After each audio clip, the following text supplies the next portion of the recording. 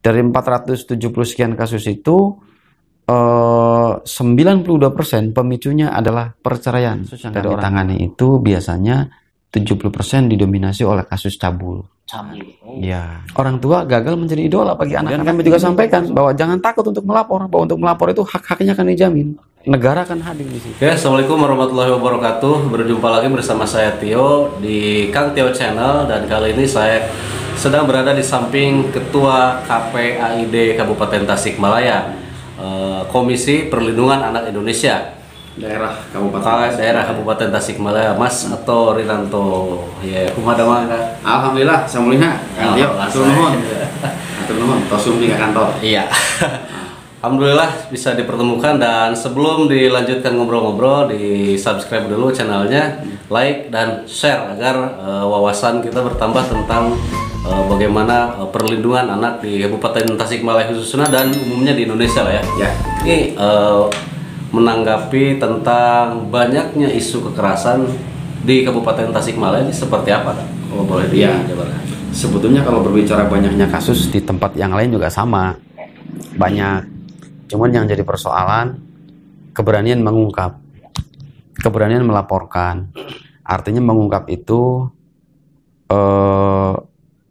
bagaimana kita bisa menumbuh kembangkan partisipasi masyarakat untuk berani untuk melapor. Terus yang kedua, bagaimana kita bisa merubah mindset pemikiran masyarakat bahwa kasus itu bukan aib, tapi masalah yang harus dipecahkan. Ini yang paling penting. Sehingga kalau di Kabupaten Tasikmalaya ini kami gencar melakukan sosialisasi bahwa di Kabupaten Tasikmalaya ada KPAI di Kabupaten Tasikmalaya yang concern tentang dengan penyelenggaraan perlindungan anak. Kemudian kami juga sampaikan bahwa jangan takut untuk melapor, bahwa untuk melapor itu hak-haknya akan dijamin. Negara akan hadir di situ. Dan lebih penting lagi bahwa melapor itu tidak dipungut biaya seperak pun.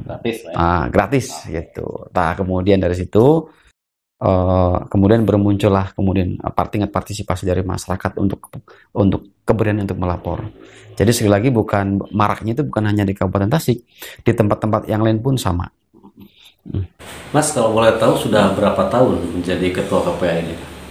Kita menjadi ketua KPAID Kabupaten Tasikmalaya ini terhitung sejak April 2017.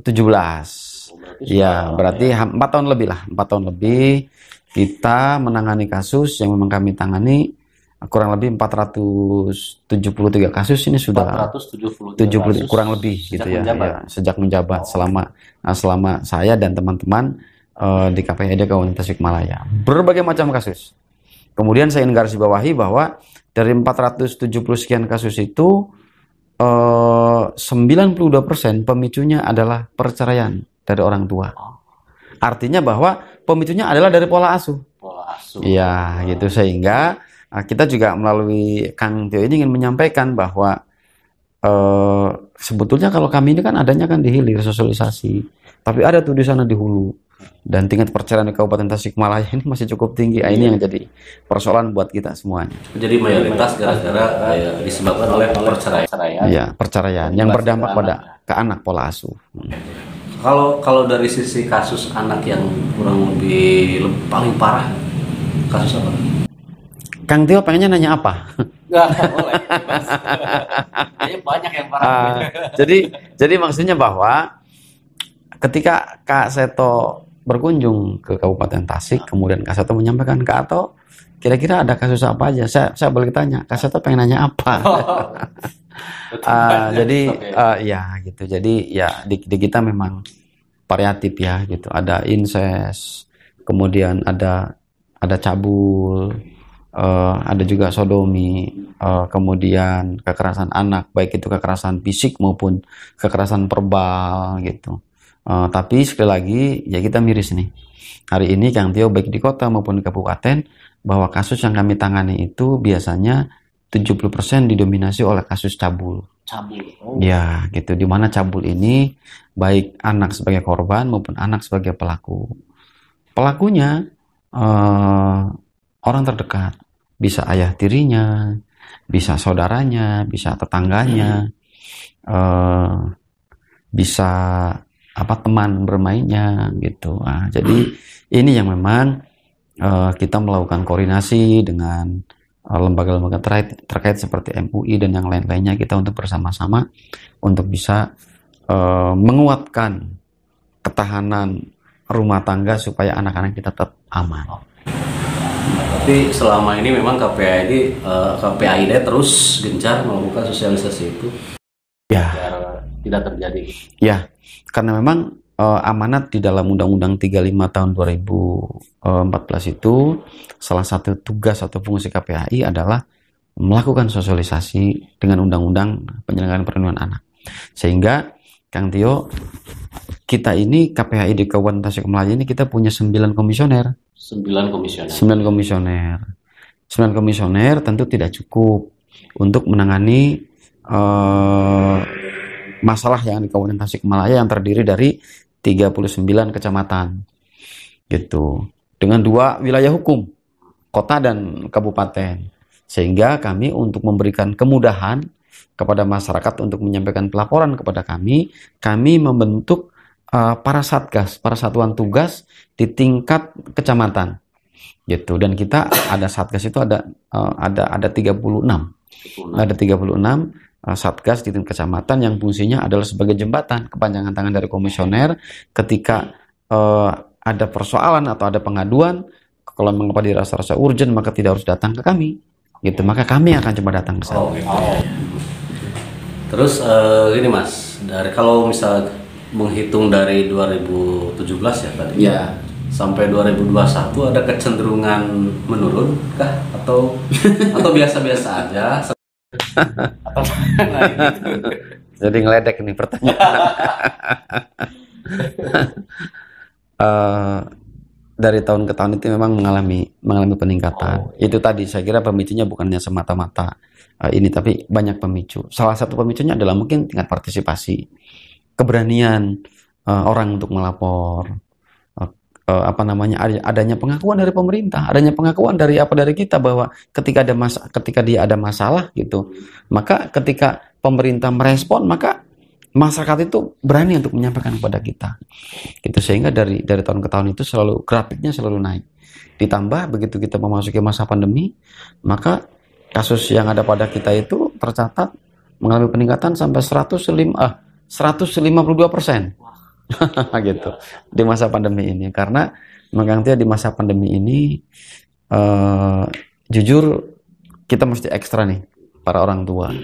Karena di masa pandemi ini kita dihadapkan dengan sebuah peristiwa di mana peristiwa itu anak lebih banyak di rumah. Kita dihadapkan dengan persoalan tidak semua orang tua siap menjadi guru bagi anak-anaknya. Kemudian yang kedua, tidak semua guru siap memberikan metode pembelajaran jarak jauh. Cek peribahasa Pak harap karena nang hese napel ilmu teh komo pa jauh-jauh gitu. Nah, ini menjadi persoalan buat kita. Ada semacam gini Kang, ada nggak semacam memberikan bukan instruksi ya, saran itu kepada para orang tua agar anak-anaknya itu tinggal di pesantren misalnya, atau diperketat lagi? Ya, kalau saya lebih cenderung begini, di pesantren dimanapun, saya pikir itu adalah sebuah pemilihan bagaimana kita memberikan asupan kepada anak tentang pendidikan. Yang terpenting buat kami di KPI adalah hak-hak untuk mendapatkan ilmunya itu tetap terpenuhi. Hak-hak untuk belajarnya itu untuk terpenuhi dimanapun itu tempatnya. Cuman sekarang yang menjadi persoalan itu bahwa hari ini anak butuh figur. Anak butuh figur gitu. Dan kemudian orang tua gagal menjadi idola bagi anak-anaknya. Ini yang jadi persoalan. Gitu. Sehingga hari ini itu adalah PR kita, bagaimana kita bisa menjadikan para orang tua itu jadi idola bagi anak-anaknya. Dengan menjadi idola bagi anak-anaknya, maka ketahanan rumah tangga itu semakin kuat. Jadi dampaknya bahwa dengan orang tua menjadi idola bagi anak, dengan orang tua jadi figur, maka dampaknya itu adalah ketahanan rumah tangga menjadi kuat. Kalau ketahanan rumah tangga menjadi kuat, maka isu-isu atau isme-isme dalam bentuk apapun, baik kekerasan digital, kekerasan seksual, kekerasan apapun, ini bisa diminimalisir. Sekarang apa pertanyaannya adalah apa caranya tadi Kang Tio sampaikan? Caranya gimana? Nah, ia berikan pendidikan sepenuh hati, antara ucapan dan perbuatan harus sama, itu yang terpenting. Gitu. Jadi jangan jadi jangan sampai Kang Tio, kadang-kadang orang tua ini kebanyakan itu egois. Contoh begini. Kang Tio ngerokok nggak? Ngerokok. Pernah ngerokok di depan anak? Belum punya anak. Hah? Oh, belum. Oh. Ya sudah, saya ilustrasikan yang lain. Iya. Contoh yang paling kecil. Kebetulan saya tidak merokok. Para orang tua sepakat bahwa merokok itu tidak baik, gitu. Dan melarang juga anak-anaknya untuk merokok, gitu. Tetapi tidak sedikit orang tua ketika merokok itu di depan anak-anak, gitu. Bahkan cek peribahasa nama cek bahasa lembur, gitunya. Ketika rokok bapaknya itu habis, gitu, maka mamah nate jang bang mesekan rokok. Rokok bapak mana seep kan gitu. Nah, jadi ini adalah sebuah contoh kecil. Artinya bahwa hari ini anak tidak bisa lagi dididik dengan cara seperti itu. Anak mesti disajikan dengan sesuatu yang baik. Antara ucapan dan perbuatan, upayakan sama ketika di depan anak-anak kita. Nah, ini yang paling penting. Nah, kemudian anak di kita nggak bisa lagi disuruh untuk sholat. Misalkan, jang, netepan. Nggak bisa lagi. Bukan lagi zamannya itu. Tapi yang benar adalah, jang, netepan yuk. Bapaknya kemudian menjadi imam. Nah, gitu. Itu saya pikir metodenya adalah bisa dengan berbagai macam cara, karena saya berpikir adalah bagaimana menjadi orang tua yang kreatif untuk anak-anaknya, untuk menyampaikan pesan itu bisa dilakukan dengan berbagai macam cara. Sekarang yang jadi persoalan, bagaimana pemerintah bisa hadir, kita bisa hadir untuk mendorong para orang tua kira-kira penuh kreatif ketika memberikan edukasi kepada anak-anaknya, penuh dengan gagasan-gagasan yang memang tidak monoton. Jangan sampai kemudian orang tua itu menyampaikan, cenah ada geus take pola cenah abdi maka kemurang tapi da kumaha cenah kitu budakna. Jangan sampai kemudian orang tua berpikir seperti itu. Maka bahaya ketika orang tua sudah berpikir seperti itu, maka bahaya buat anak. Nah, tadi kan paling dominan disebabkan oleh perceraian orang tua ya. Ada nggak yang sebab lain di luar itu? Ya, medsos misal. Banyak juga. Artinya bahwa efek dia terpapar medsos itu karena memang pola asuh, Kang Deo. Karena pola asuh. Tetap sumbernya itu ya berarti. Tetap sumbernya itu. Jadi artinya bahwa mereka itu ketika tidak lagi punya tempat untuk berteduh, tempat untuk nyaman, maka apapun yang datangnya dari atas itu biasanya mudah untuk masuk ke dalam isi rumah itu, gitu. Panasnya jadi panas karena kentengnya tidak berfungsi, hujannya jadi kebasahan. Kan gitu. Kira-kira seperti itu.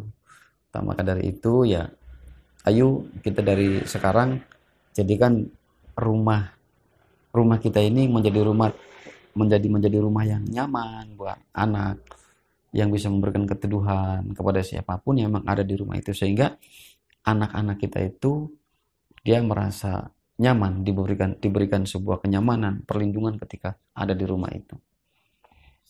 Itu rata-rata usia berapa? Ada nggak yang sedikit dewasa? Mendekati akil balik lah. Iya. Jadi gini, Kang Tio, di dalam undang-undang perlindungan anak, yang dimaksud anak itu adalah mereka yang usianya di bawah 18 tahun. Oh, di bawah 18? Iya, di bawah 18 tahun. Artinya di bawah 18 tahun itu adalah anak yang usianya 17 tahun lebih 11 bulan plus 31 hari atau 30 hari, 29 atau 28 hari. Gitu. Maka itu yang ayah. Jadi begitu hari ini ulang tahun yang ke-18, maka besok dia sudah kategori dewasa. Itu. Walaupun terjadi ya sebetulnya ada juga sih, tapi itu kan sudah tidak lagi di ranah KPAI. Ya, kemudian menyangkut tadi pertanyaan Kang Tio, ya kita variatif ya, dari data yang ada pada kami bahwa cabul itu korbannya bisa anak 5 tahun, 4 tahun, seperti yang kemarin di kecamatan, daerah, kota di Kabupaten Tasikmalaya, itu juga korbannya 4 tahun. Nah, tapi rata-rata mereka itu adalah usianya yang memang antara SMP kelas 2, kelas 3, SMA kelas 1, kelas 2, ini didominasi oleh itu. di usia itu. Itu memang rawan ya, SMA mah jarang berarti ya. eh Jarang itu 18 tahun kan udah SMA tuh. kelas 3 biasanya. Biasanya kalau ya usia 18 tahun ke atas itu sudah kelas 3 SMA. Jadi mungkin masih masih belum tersentuh. Tapi data yang ada pada kami adalah rentan gitunya. Rentan ya, rentan itu di usia itu. Kalau boleh tahu nih Kak, agak sedikit menelisik hal-hal yang sifatnya pribadi. Kok bisa jadi ketua KPA ini? Apa memang dulunya suka gitu dengan, atau pemerhati lah dulunya, gimana nih? Atau ada anak yang pernah ditolong gitu? Ya sebetulnya saya sejak dulu dekat dengan dunia anak gitu. Jadi sejak saya SMP, SMA, naunya alote apet merenya gitu. Iya gitu, apet gitu. Terus sebelum saya jadi ketua KPA juga, jadi ponakan-ponakan itu di lembur gitunya. Jadi manggilnya itu bukan Uwa, bukan Mamang gitu. Bukan Om, bukan gitu. Bapak manggilnya tuh, Pak Arto kan gitu. Semuanya manggil gitunya. Semuanya manggil. Terus tapi saya pikir begini, Kang Tio, yang jadi prinsip adalah ya memang saya tidak ada dalam bayangan bahwa suatu saat saya harus concern di dunia anak, tidak. Tapi saya punya pemikiran bahwa ketika kita menyadari bahwa bangsa ini dalam tanda kutip menghadapi sebuah masalah besar. Kalau ibarat perahu itu adalah sudah mulai bolong-bolong gitu ya, sudah mulai bolong-bolong. Maka pertanyaannya adalah kita harus menjadi apa?